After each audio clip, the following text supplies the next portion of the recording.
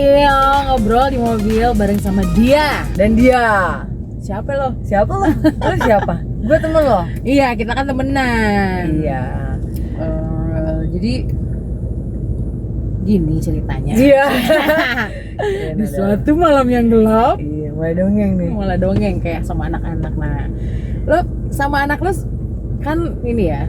Kita kan orang tua yang ngeladenin anaknya main kan. Lu sering ngirim video anak lu ngapain lu ladenin gitu, mau main apa, mau jadiin apa sama kita, jadiin kuda-kudaan apa, kita kan ngeladenin karena kita seharian udah kerja, jadi bener-bener menikmati menikmati waktu bersama mereka. Bukan berarti orang tua yang kerja terus pulang tuh nggak ada waktu gitu ya, atau mungkin sebaliknya orang tua yang mungkin tidak bekerja ya udah muak sama anaknya, ya nggak gitu juga. Maksudnya ini personally kita aja gitu, we really enjoy the time with our kids kan.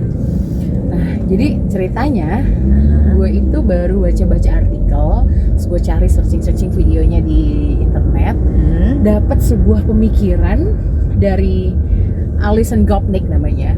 Dia bikin buku Philosophical Baby judulnya. Oke. Itu tuh dia point out banget bahwa kebanyakan orang tua dari dulu sampai sekarang itu fokus ke mempersiapkan masa depan yang cerah untuk anak-anaknya. Iya. Itu bener dong, nggak ada yang pasti lah ya. Pasti semua teman-teman Boyle juga bilang ya pastilah, harus lah gitu ya. Wah ada pelangi. Iya betul. Saya juga lihat itu loh. Random banget gitu ya. Tapi dia point out gara-gara mempersiapkan dan detail bagaimana masa depan anak-anak kita di 10, 20, 30 tahun lagi itu, kebanyakan orang tua lupa sama mempersiapkan masa sekarangnya anak yang akan menjadi masa lalunya anak-anak nanti. Ya. Jadi banyak kan dari orang tua itu ngerasa berat gitu ya mempersiapkan future. Jangankan untuk anak deh, untuk diri sendiri aja ya. Karena kan future atau masa depan itu kan gini deh, yang lo terlintas dalam pikiran lo masa depan tuh apa? Lebih baik daripada sekarang. Oke, that's a pressure. Itu kan harus ada tekanan ya, harus lebih baik dari sekarang. Masa depan itu pasti nggak? Kejadian-kejadian maksudnya bukan pasti, hal-hal yang terjadi di masa depan itu kan di luar kuasa kita itu maksudnya. Iya, karena nggak ada yang tahu. Nggak ada yang tahu, nggak ada yang it's uncertainty gitu ya. Ketidakpastian kan. Oke lah kita nyiapin segala macam, tapi di masa depan siapa tahu inflasinya luar biasa gitu kan, sehingga uang yang kita tabung sekarang untuk anak kita tuh udah cukup lagi di masa dia yang 20 tahun lagi gitu kan. Banyak banget. Atau mungkin sesuatu terjadi, kita nggak ada lagi, anak kita harus sendiri berjuang segala macam, kan banyak banget, dan it's full of uncertainty. Dan itu tuh kayak ngasih pressure ke kita orang tua bahwa ini harus begini, harus detail. Energi kita tuh kesana kan, ke masa depan anak-anak. Sehingga itu tuh membuat kok kayaknya sulit ya menjadi orang tua yang the best banget buat anak kita. Kalau lihatnya dari sudut pandang itu. Iya. Kayaknya memang banyak tantangan yang harus kita lewati untuk bisa mencapai masa depan yang kita harapkan. Yes. Ya kan? Iya. Oke. Nah, dan itu membuat kita tertekan, dan bukan tertekan sih, terbebani, dan itu normal lah harus, karena kan kita memang bertanggung jawab. Iya, kita kan punya tanggung jawab ya. Anak-anak tuh tanggung jawab kita kan. Bukannya nggak penting mempersiapkan masa depan, itu penting. Ya. Mempersiapkan masa tabungan, finansial, kemudian mental segala macam itu penting. Iya. Tapi ada yang lebih penting dari itu. Apa? Alison Gopnik itu bilang dan point out, instead of preparing the future, the best future for our kids, you should also, dia bilang gitu, mempersiapkan the best past for our kids. Jadi bukan cuma masa depannya anak-anak yang kita pikirkan untuk dikasih yang terbaik, tapi masa lalu mereka juga harus terbaik. Artinya apa? Masa lalu anak-anak kita tuh harus bagus gitu ya. Gitu. Nah, itu bisa dilakukan ya sekarang. Iya, karena sekarang ini akan jadi masa lalunya si anak nanti. Alison Gopnik itu juga point out bahwa orang-orang sukses itu adalah yang childhood-nya bisa membuat mereka kuat secara mental. Yang childhood-nya itu bahagia. Yang childhood-nya bahagia tuh bukan berarti yang harus berlimpah kekayaan gitu, enggak kan? Yang childhoodnya itu bahagia, dan orang-orang sukses tuh cenderung lebih mudah sukses, mentalnya kuat, strong, itu saat childhood mereka tuh diberikan nutrisi dalam tanda kutip yang baik gitu, sehingga mereka sebagai anak-anak bisa bahagia. Oke.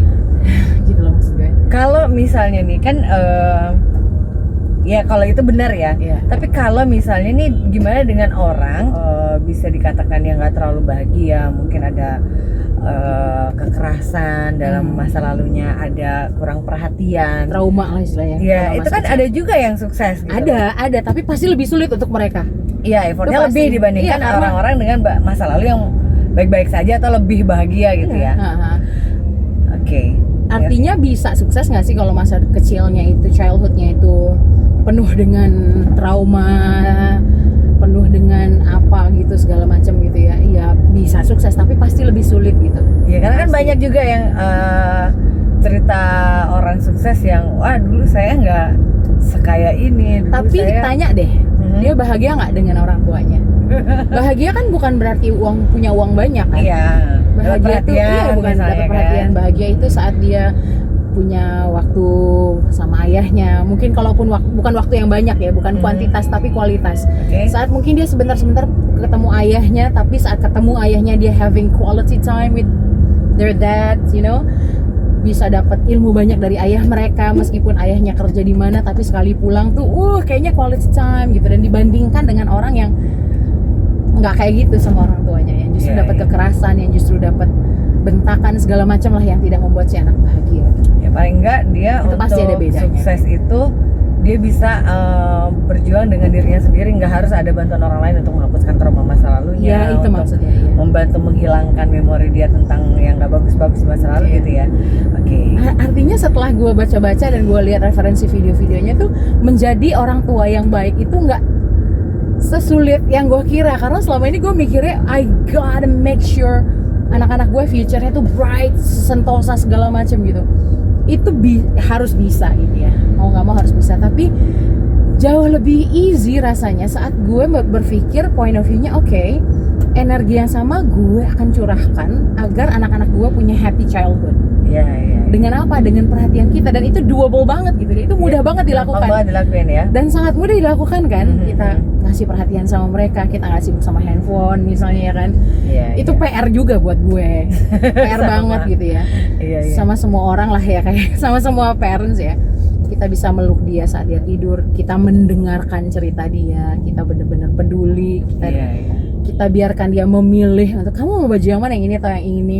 Kita biarkan dia mengeksplor kelebihannya, kita nggak fokus sama kelemahannya, ya nggak? Iya, iya, iya. It seems very doable gitu untuk memberikan the best past untuk anak kita, masa lalu terbaik untuk anak kita gitu. Iya, iya. Berarti kita melakukan yang terbaik saat ini ya, supaya masa lalu anak kita nantinya Ya. itu lebih baik ya, bahagia. Artinya memang mempersiapkan masa lalu anak yang tidak akan pernah bisa dia lupakan, hadiah yang tak akan pernah bisa dia lupakan gitu. Iya. Itu sama pentingnya dengan mempersiapkan Dengan masa depan dia ya. gitu, maksud Oke. gue gitu. Berarti jangan sampai ini ya, berarti poinnya gini, jangan sampai kita ngejar masa depan yang baik untuk anak kita sampai kita lupa untuk main sama anak, memberikan perhatian lebih gitu. Dan meng-create masa lalu anak jatuhnya kan, Iya, yang benar. jadi buruk buat anak-anak. Karena kita terlalu fokus di Mempersiapkan masa depan depannya. dia. Oke. So Iya. it's doable banget kan, maksud gue. Bener ya, di buku Philosophical Baby itu si Alison Gopnik itu kayak ngebantu para parents untuk sedikit meluaskan pandangannya, point of view-nya bahwa hey, being a good parent is not really that hard gitu loh, nggak Iya. terlalu, nggak Nggak seberat susah. yang itu kok, nggak seberat itu gitu. Itu yang mau di-share. Lu pasti Dan- inget gak the best memory saat lu kecil apa? Yang sampai detik ini lu masih inget. Gue tuh masih inget banget bapak gue itu gendong gue masih umur 3 tahun, segede anak gue sekarang. Tuh dia 3 pakai- tahun masih ingat. masih inget sampai sekarang. Oh my Gue umur 3 tahun, gue belum sekolah. Papa gue itu ngangkat gue pakai satu tangan, gue duduk di sini, terus dia ngangkat. Itu tuh gue rasa, ya Allah, my dad is super duper hero banget rasanya. Itu gue nggak pernah lupa dan nggak akan pernah gue lupain, kecuali gue sakit mungkin ya, amnesia atau apa. Nah, memori-memori yang kayak gitu loh, kayak my dad loves me, my dad's superhero gitu loh, Dan kayak masa lalu itu nggak bisa kita rubah ya. nggak bisa kan. Dan orang-orang sukses tuh ya yang masa lalunya itu bahagia dengan parentsnya gitu. Kebanyakan ya bahagia bukan berarti cuan doang gitu maksudnya. Yang orang tuanya mengajarkan banyak nilai-nilai filosofi ke anaknya gitu. Gue inget banget, kita kan kerja di radio kan ya. Gue wawancara kan, kita pernah program itu Art of Leadership, teman-teman ya. Art of Leadership itu program yang kita wawancara leader top leader lah ya. Dari menteri, wakil menteri, gubernur, polda, segala macam deh gitu ya. Rata-rata masa kecil mereka itu nggak mudah. Secara ekonomi rata-rata ya, nggak semua. Tapi mereka punya hubungan bagus banget sama orang tuanya dan mereka mengidolakan orang tuanya. All of them. Gue ingat banget dulu Profesor Niki Lukfiarman namanya.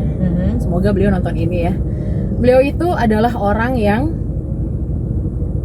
leader pada waktu itu, beliau direktur sebuah universitas ya. Jadi kita wawancara. Hal yang paling beliau ingat tentang ayahnya adalah dia kan tinggalnya kan di desa ya, banyak padinya, banyak sawah gitu. Ayahnya tuh bilang sama beliau gitu, lihat nggak tuh sawah, yuk lihat sawah, lihat padi kan, coba lihat kita tanam padi aja ada ilalang di samping. Kayak gitulah hidup kata. Kebaikan yang kita tanam aja, keburukan tuh masih menyertai. Apalagi kita nggak sama sekali nggak nanam kebaikan. And you know what?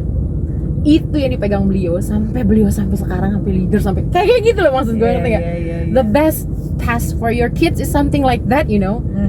Kayak gitu tuh. Sampai sekarang tuh beliau tuh megang prinsip-prinsip yang diberikan ayahnya. Begitu juga dari leader-leader yang lain gitu.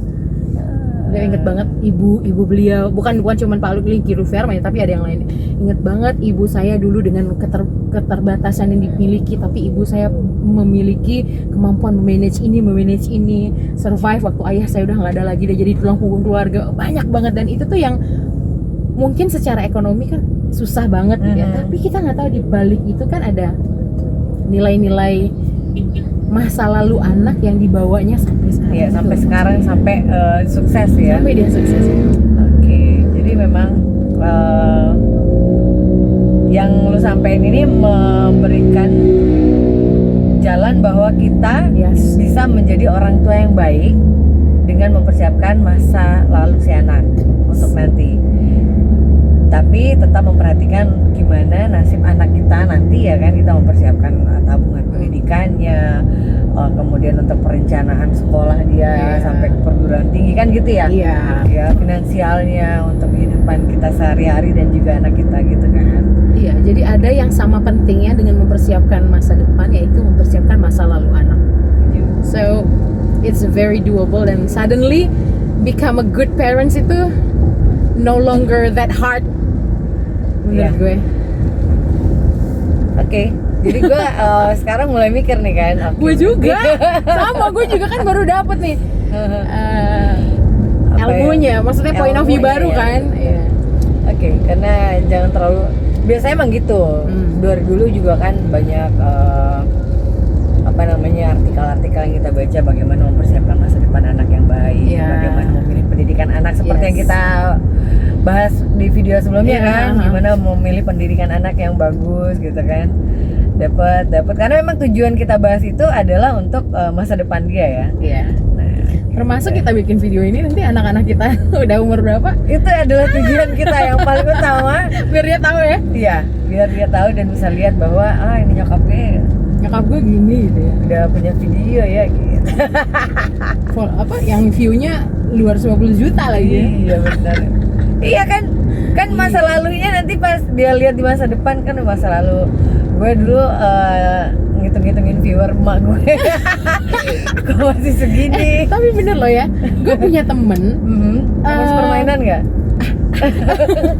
Jadi dia itu mempersiapkan blog dari mulai anaknya baru lahir ya, umur 1 tahun dibikinin sampai dia umur ulang tahun ke-17 sampai ke-18 dikasih kadonya tuh blognya itu. Ini adalah blog yang papa bikin sejak dia untuk kamu lahir. Ini adalah jurnal kehidupan kamu selama 18 tahun. Jadi event-event penting tuh disimpan di blog itu, dan dia anaknya nerusin gitu. Oh gitu. Jadi kayak itu kan pasti jadi hadiah yang nggak akan pernah anaknya lupakan dong. Iya kan. benar. Itu meaningful banget dan itu nggak perlu duit banyak juga maksudnya ya nggak sih? Hanya perlu menyiapkan nama waktu itu ya. aja nama itu. Waktu untuk bikin ya. Ya wes, kalau gitu kita ketemu lagi di episode berikutnya dengan pembahasan yang berbeda. Siapa tahu aja kita akan bahas ada tamu lagi. Iya, bahas dengan tamu ya kan, kalau dari rencana kita ada sih ya. Teman-teman kalau mau komen atau ada ide lain Mau bahas apa? Ngobrol the mobilnya tuh asik ngobrol apa sih gitu. Ada permintaan juga kan? Ada. Tentang OCD ya? Iya, ada yang minta OCD, nanti kita cari narasumbernya dulu ya. Tenang. Insya Allah, segera. Karena kalau kita yang bahas, kita bukan ahlinya ya. Bukan ahlinya. Sotoy banget kita gitu jadi ya. Oke deh, kalau gitu tungguin aja. Terima kasih. Semoga kita bisa menciptakan masa lalu terbaik yang gak akan pernah anak kita lupakan, sesuatu yang membahagiakan dia dan dia bisa bawa itu sampai dia sukses. Amin.